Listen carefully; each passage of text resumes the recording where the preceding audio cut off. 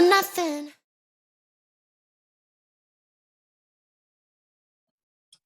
Welcome to WNBA Swish. I'm Sean Schultz.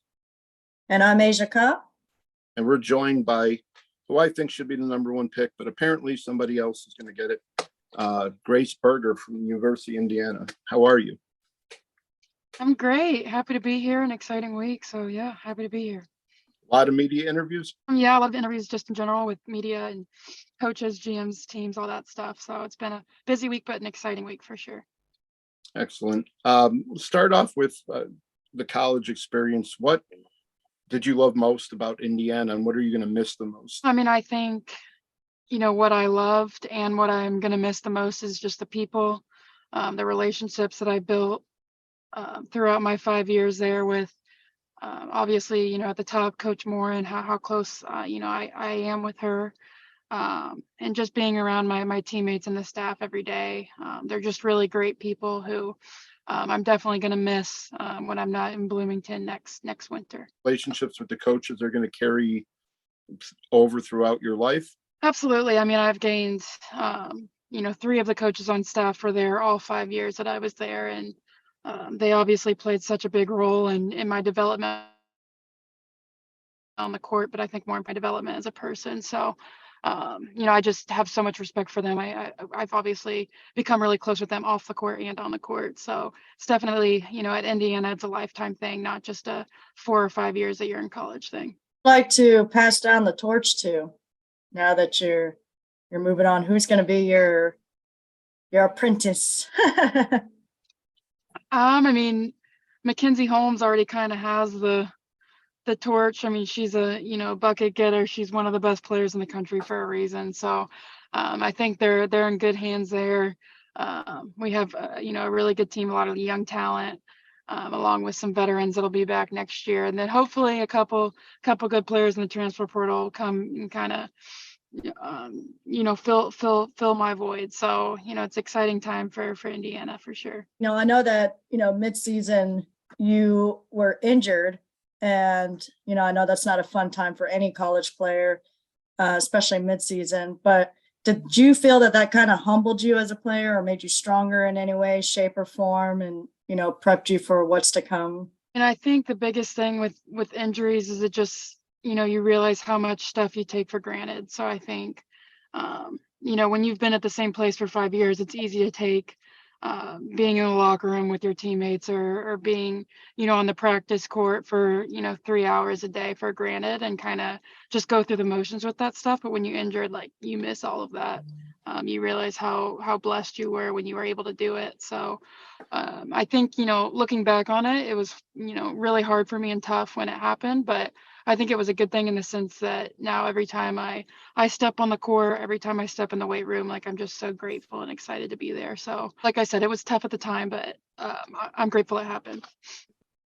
I wanted to know, when did you first kind of fall in love with basketball? I was like 5 when I first picked up a basketball with my brother and my dad in the driveway. And I just immediately, I fell in love with it. It stood apart from the other sports. My parents wanted me to try all different kinds of sports, but it was always basketball in my mind. So I've loved it, since for as long as I can remember. How does it feel then for that girl to be 48 hours away from realizing a dream and being a professional basketball player? I mean, it's surreal. I think it won't even really hit me until I hear my, name called on Monday night. Because it's something that has always been a dream for mine. I grew up going to a lot of Indiana Fever games and with my dad and seeing all those great players. But for it to actually be realistic and happening, I think is something that, still blows my mind and something that I'm just so grateful for. Anybody you're secretly fangirling about playing against? That's what I was about to ask. I mean, literally everyone. So I watch the WNBA all the time, and I mean, literally, a lot of them. I think Diana Taurasi is obviously a big one. I'm bummed out Sue Bird retired, but hopefully I'll get the chance to meet her at some point. I mean, I could go down the list and Candace Parker and Elena Deladon and all of those names. I mean, it's just so many names that I just can't even believe that I'll hopefully get to share the court with. Don't piss off Diane in the fourth quarter. Oh yeah, don't do that. Oh, I know. I already know. Yeah. Where are you looking forward to, possibly playing for? I mean, I honestly, whatever, organization that, takes a chance on me and picks me, I'm just going to be super grateful for and going to give everything I have, to that team. So there's not, a couple that I'm targeting or anything like that. But, if a team chooses me, I'm going to give them everything I have. And so, and just be grateful for the opportunity, no matter where it is.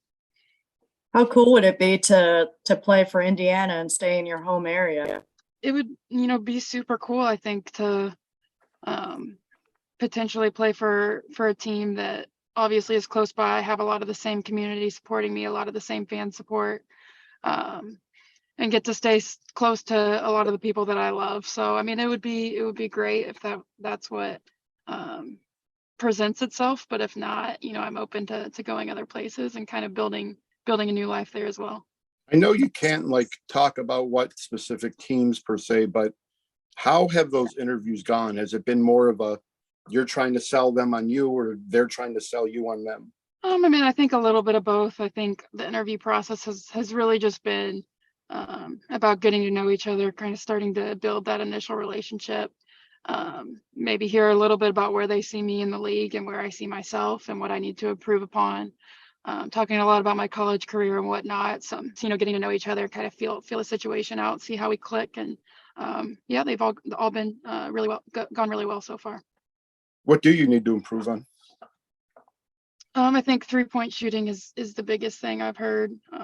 Just getting more up and staying hopefully, in that 35 to 40% range. So that's what I would say is the biggest feedback I heard. Yeah, because I saw your stats and I saw that you were in the 40-point range percentage range for 3-pointers. So, I mean, that's still pretty good if you think about it. Yeah, hopefully it just keeps improving. I know you said that you kind of fell in love with basketball when you were 5 years old. What would you tell your 5-year-old self now? With how many things possible, and just keep believing in yourself, because there are obviously a lot of ups and downs throughout your athletic career. There's some, negative people that might not believe in you like you believe in yourself. So I think just trusting the hard work, trusting your love for the game, never losing that would be the biggest thing. Would you say the same thing to other little girls that look up to you? Definitely. I mean, with hard work, I think, and a good attitude and a belief in yourself, I think with those 3 things, you can pretty much accomplish any of it. Because, I was obviously that little girl, doesn't feel like too long ago. So I would tell all of them the same.